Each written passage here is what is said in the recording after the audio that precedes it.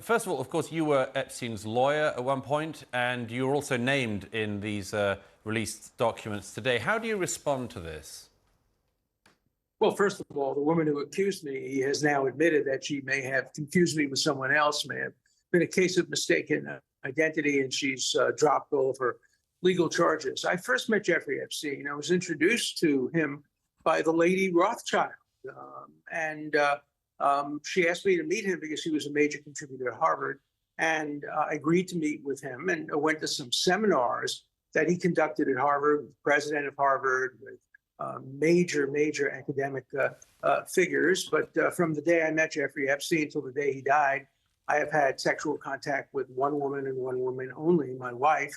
And so I was one of those who wanted these papers to be released. My disappointment is that only some have been released. I want everything to be released because they will confirm the fact that I did nothing wrong. And they would also shed light on other people who have been accused, some truthfully, some falsely. But the key point is that we can't have just partial releases of material. In many of these cases, the accusation is there, but the rebuttal is not there, or the disproof is not there. So for the public to form a valid judgment, you need a full release. I don't need that because in my case, the woman who accused me has admitted that she may have mistaken me for someone else, but I think others may very well need the full evidence to be exculpated and to prove. But some don't want it because they may very well.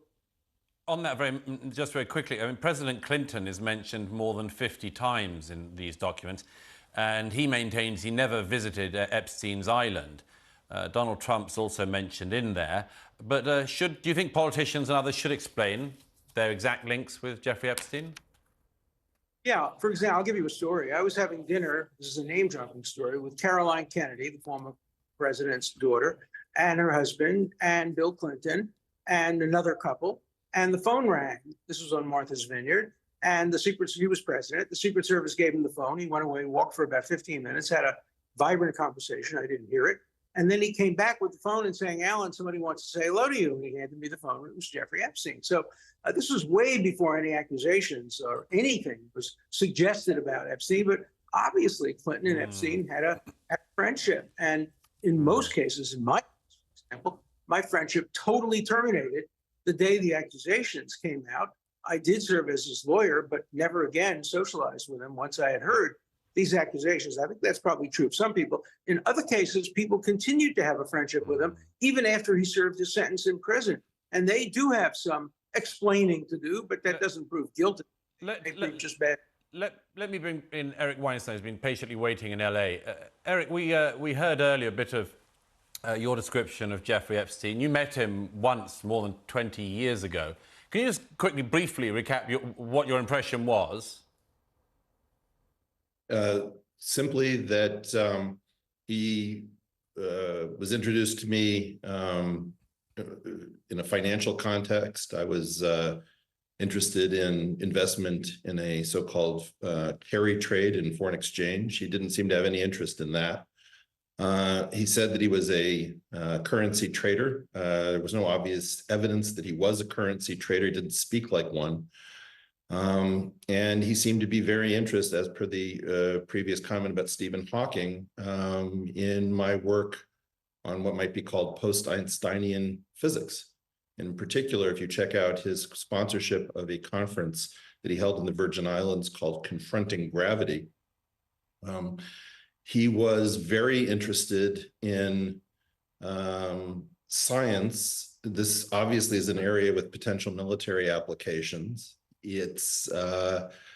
He was a very strange person from beginning to end. I don't really believe when you say that he was a strange person, I mean, describe some of the things that were odd in that first meeting, that one meeting you had. Sure.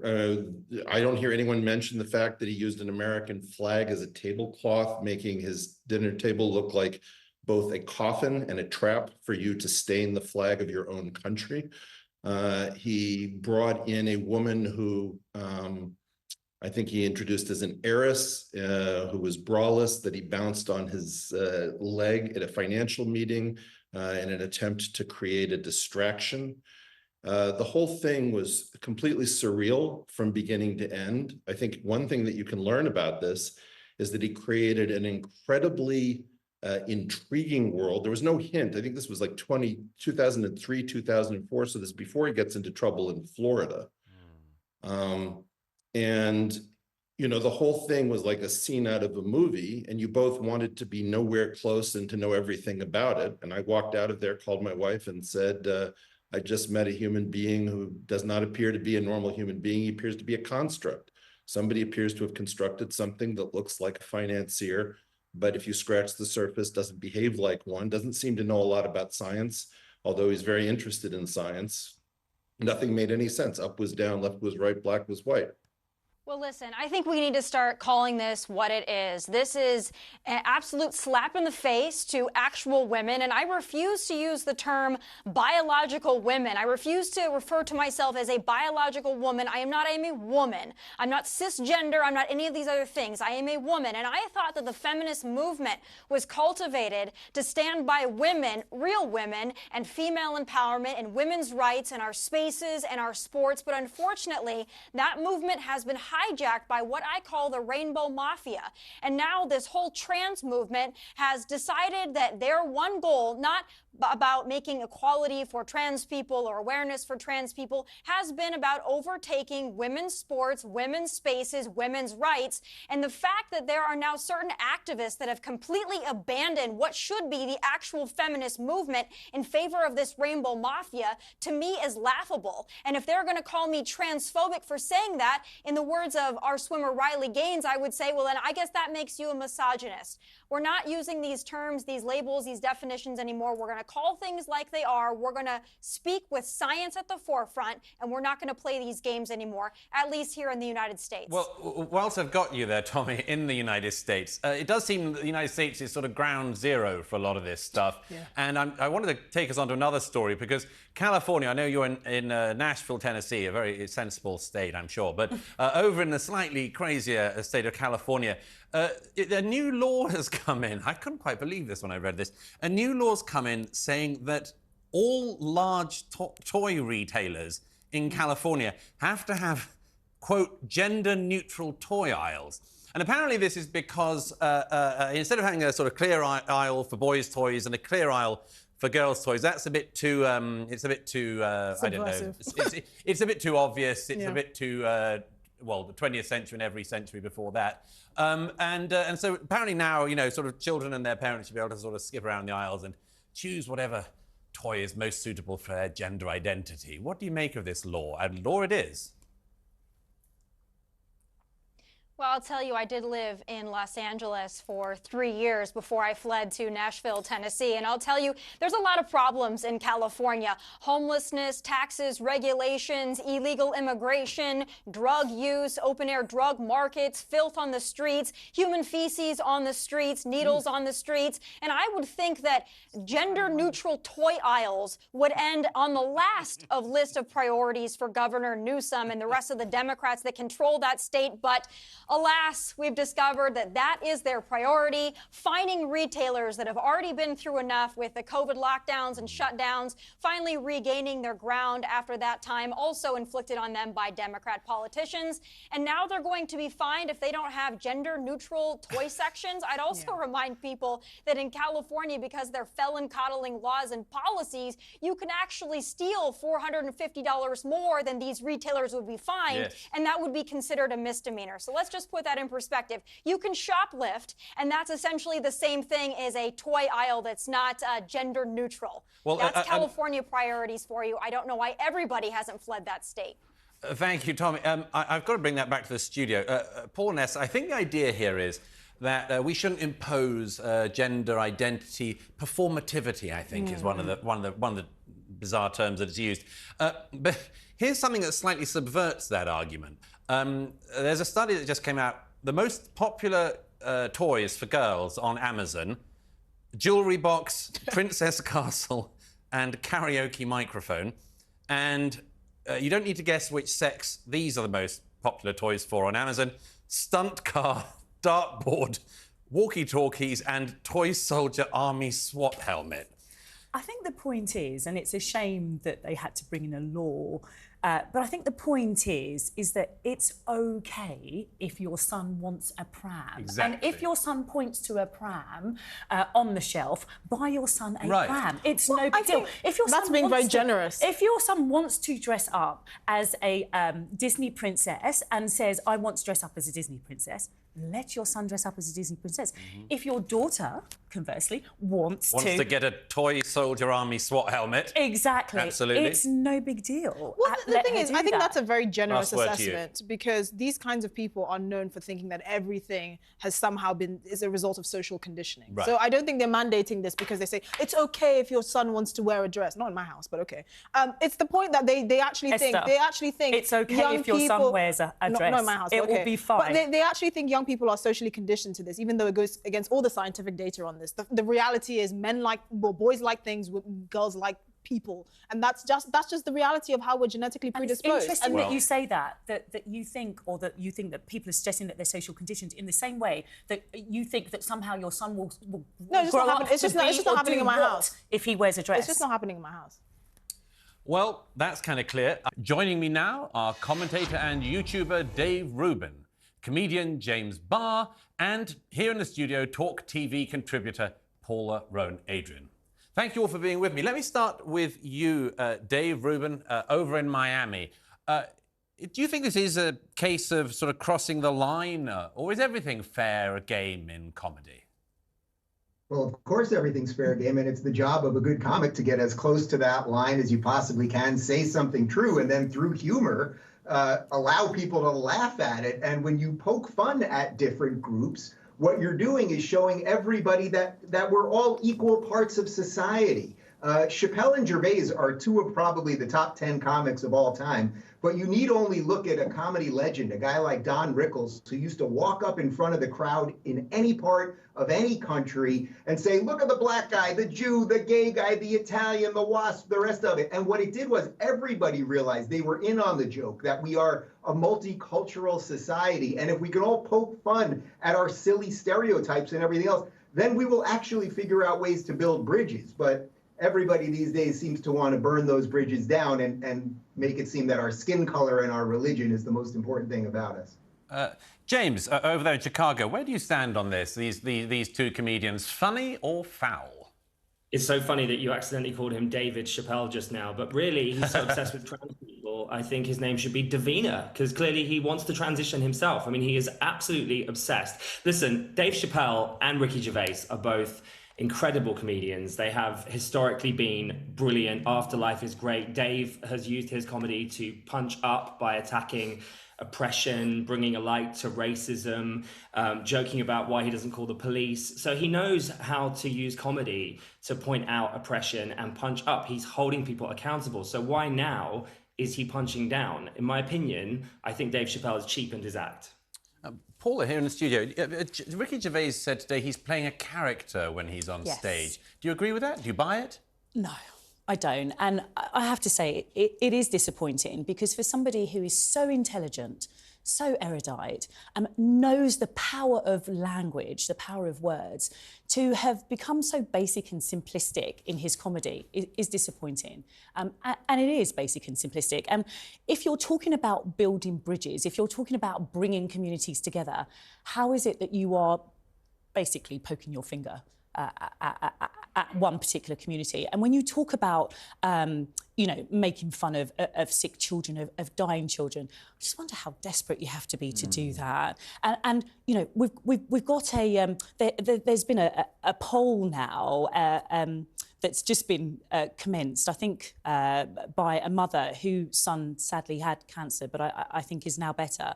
And it's over 13,500 people who have signed up to her poll to hopefully get that joke removed from Netflix. And I can understand why she's doing that. Dave Rubin, it raises this question of whether there are or should be... I don't know about the... Oh, God. Are there any taboos in comedy? I mean, I thought when watching, certainly the Ricky Gervais one, I did think slightly, it kind of felt a bit like, gosh, you're choosing really low-hanging fruit to sort of hit against here? You know, I mean, but it seems because this is the most popular show on, both these shows are the most popular shows on Netflix, there's clearly a huge audience for it, whether people find it funny or offensive or not. Well, look, the audience in that room found it funny, and those are the people who were buying tickets to Ricky Gervais. So we can all whittle down whether we think that specific joke, you know, I don't think he was making fun of the sick kids per se. He was making fun of the absurdity that someone like him would be on a Make-A-Wish list. That's what the joke really was about. I don't think, and I don't think anyone on this panel thinks honestly that Ricky Gervais has some grudge against sick kids at all. And as for Chappelle talking about trans people, first off, you know, if we're going to do this based on oppression, who you're allowed to talk about based on perceived oppression, are we only allowed to make jokes about straight white Christians who are wealthy? Is that what comedy really is? I don't think so, and I don't think anyone else really thinks so either. Comedy, again, is the great equalizer. So if you're just going to decide, okay, we can make fun of these people, but not fun of these people, you're going to have an awful lot of angry people at the end of the day. You know, I would accept that. I would wholeheartedly accept that, because no, I don't believe Ricky Gervais thinks that sick children are a cheap joke. And I don't think actually that Dave Chappelle, and we've seen him on Instagram attempting to pull back from the comments that he's made. So, you know, I fully accept that. And that's why I'm saying, first of all, it's a cheap shot. And when Dave Chappelle is quoted as saying that, you know, comedians have it's their duty to be reckless, this is where I disagree, and this is where we need to look at responsibility. It's not a comedian's job, actually, to be reckless. It's a comedian's job to be funny. And if they're going to do politics, if they're going to do about marginalised groups, then come on, be intelligent about it. Make us think. Don't do cheap school playground antics. James, you know, all of comedy, James, doesn't it? It's all about transgression to some extent. Comedians do have a larger bandwidth than other people in society to say edgy things. But do you think, where are the boundaries in your view? Listen, I think it is a form of activism, and I do agree with both Paula and Dave here. Like, it is such a nuanced conversation, but really it is at its best when it's a weapon against the powerful. And Ricky Gervais laughing at disabled kids, it's a waste of bandwidth. It's a waste of an opportunity to say something important. And he says he's a free speech activist, but he has a joke about the N-word, and he doesn't say the N-word. So you either are a free speech activist or you're being a pussy. Like, which is it? Let me start with you, if I may, Mr. Barghouti. We've just had this news in. We've all just heard it, of the deputy head of Hamas being killed in Beirut. Obviously, this is the leader of the group that killed Palestinians in the coup in Gaza in 2006 to 2007. And, of course, one of the people who planned the October the 7th massacre. What's your response to his killing tonight? Well, if you allow me, and I hope you will accept that from me, I think your presentation is absolutely one-sided, totally biased to the Israeli side. You speak about the right of Israel to defend itself, but you don't mention the right of the Palestinian people to defend themselves. You fail to mention that Israel is the aggressor, which started this terrible occupation since 56 years. And Palestinians, as people under occupation, according to international law, have the right to defend themselves and to resist occupation. You failed to mention that no less than 29,000 civilian Palestinians have been killed by Israeli bombardment. I mentioned that. You mentioned as if they were killed on their own, not by Israeli bombardment. What should be clear here is that 29,000 Palestinians, if we include those under the rubble, have been killed by Israeli terrible airstrikes and artillery bombardment, including no less than 12,000 children. I've said so many times on so many programs, I'm against the killing of any civilian, whether Palestinian or Israeli. But if you speak about the killing of 30 Israeli children, you should also speak about the 12,000 Palestinian children who were killed. Well, Mr. Barghouti, I'll do a follow-up, if I may. I did mention the killing of children. I did say that that is appalling damage in the war. But let me finish the question before you try to answer a question I haven't yet asked. Please. You said that the Palestinian people are allowed to resist, as you call it. What does that look like in your view? According to international law, people who are under occupation have the right to resist in all forms, including military forms, as long as they respect international law and international humanitarian law. Okay, so what does it look like? What does it look like? Israel wants not only to... Look, I've been struggling with nonviolent resistance all my life. I was injured 9 times by the Israeli army, although I never used any weapon. I was shot twice. But you're not telling me. But you're not telling me, sir. Wait a minute.